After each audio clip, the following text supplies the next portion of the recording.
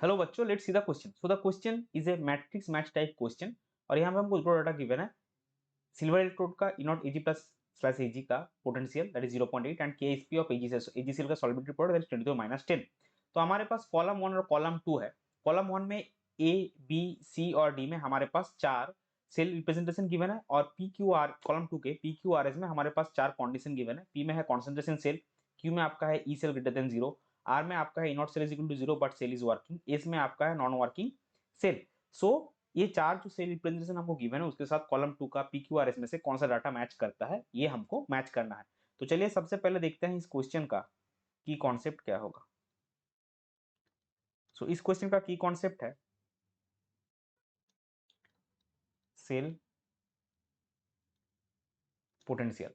सो अभी देखिए यहाँ पे सबसे पहले हम स्टार्ट करेंगे, जो पहला हमारे पास सेल है that is PT H2 0.1 bar H plus 0.1 molar H plus यहाँ पे 1 मोलर H2 0.01 बार पीटी। तो यहाँ पे हमने देखिए कैथोड और एनोड दोनों हाफ सेल में सेम इलेक्ट्रोड लिया है, तो ये आपका एक कॉन्सेंट्रेशन सेल होगा और कॉन्सेंट्रेशन सेल का इनॉट सेल जो है वो यहाँ पे 0 होगा। क्यों? क्योंकि same electrode is used in both cathode and anode.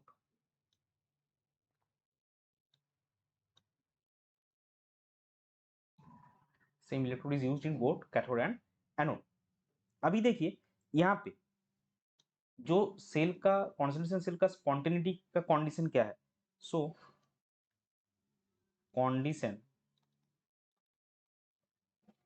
Of spontaneity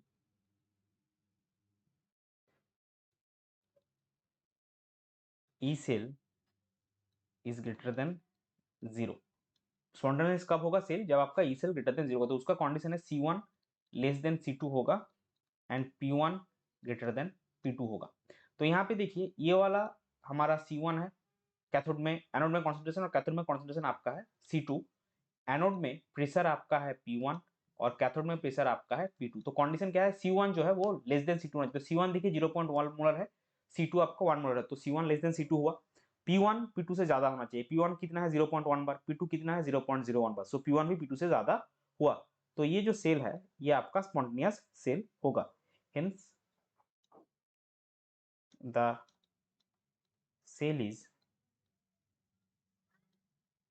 spontaneous and in working condition।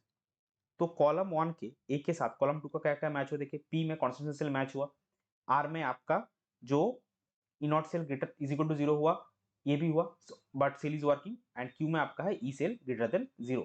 So A के साथ हमारा मैच किया पी क्यू और are,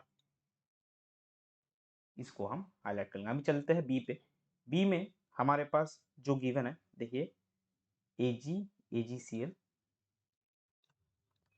AG AGCL KCl 0.1 molar 0.1 मोलर Ag plus 0.01 molar Ag plus 0.01 molar Ag। तो यहाँ पे भी हमने क्या देखा है, दोनों हाफ सेल में आपका सेम इलेक्ट्रोड यूज हुआ है और दोनों का केस में जो स्पीसीज है उसका कॉन्सेंट्रेशन डिफरेंट है। इस क्राइटेरिया के बेसिस पे हम इसको भी कॉन्सेंट्रेशन सेल में डालेंगे। ये भी आपका कॉन्सेंट्रेशन सेल होगा।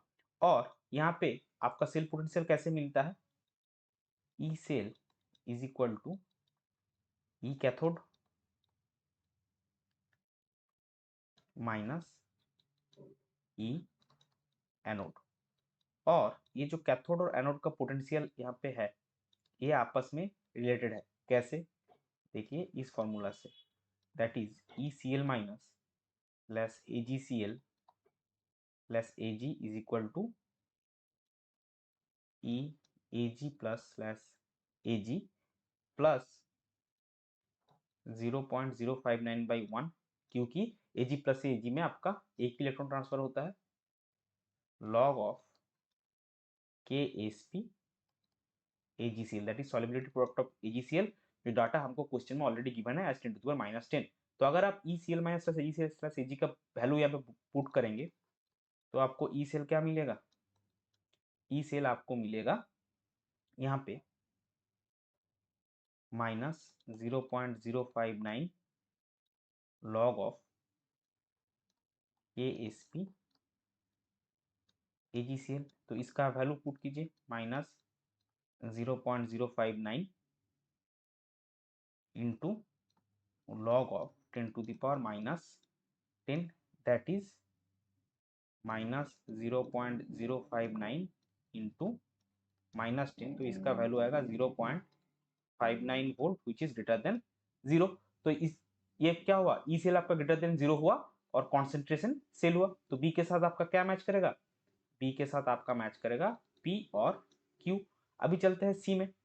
सी में देखिए हमारे पास जो सेल है copper slash copper plus 2 0.01 molar, Ag copper slash copper plus 2 0.01 molar, salvage Ag plus 0.01 molar plus Ag।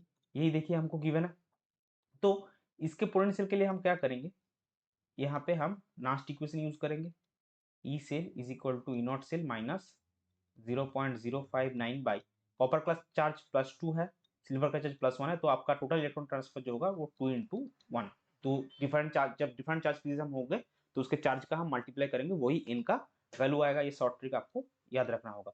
अभी देखिए log of copper plus 2 by concentration of copper plus 2 by concentration of Ag plus. तो यहाँ पे भी क्या होगा?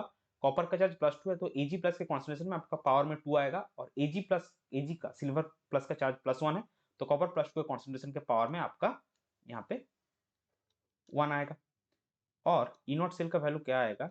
ई naught Ag plus slash Ag minus E naught copper plus 2 slash copper minus 0.059/2 log of copper plus 2 का concentration क्या होगा? 0.01। इसको हम डायरेक्टली 10⁻⁻2 ही डालते हैं, तो that will be easier for calculation. इसका वैल्यू आपका आएगा 10⁻⁻2 और ये आपका होगा 10⁻⁻2 का स्क्वायर। इसका वैल्यू आपका कितना आएगा? 0.80, और E naught copper plus 2 slash copper का आएगा 0.34 माइनस 0. इसको हम 0.6 लिख रहे हैं approximately by 2 into log of 10⁻⁻2 by 10⁻⁻4। तो इसका वैल्यू आपका आएगा 0.46 minus 0.06/2 log of 10⁻²। So log of 10⁻² का वैल्यू क्या आएगा? 2 log 10, यानी कि इसका वैल्यू आप डायरेक्टली लिखिए 0.46 माइनस 0.06 वोल्ट, दैट इज आपका आएगा 0.40 volt. So which is greater than 0। सो इसके लिए हम क्या लिख सकते हैं? देयरफॉर इसके लिए हम लिख सकते हैं therefore E cell is greater than 0। तो देखिए क्या मैच हुआ? कॉन्स्टेंट सेल ये नहीं है, नॉट सेल आपका 0 नहीं है, नॉन वर्किंग सेल कंडीशन भी नहीं है, तो ई सेल ग्रेटर देन 0। तो सी के साथ आपका सिर्फ मैच करेगा क्यू। अभी चलते हैं डी पे। डी में हमारे पास जो सेल है वो क्या आएगा? डी में हमारे पास जो सेल है वो है आपका PT Cl2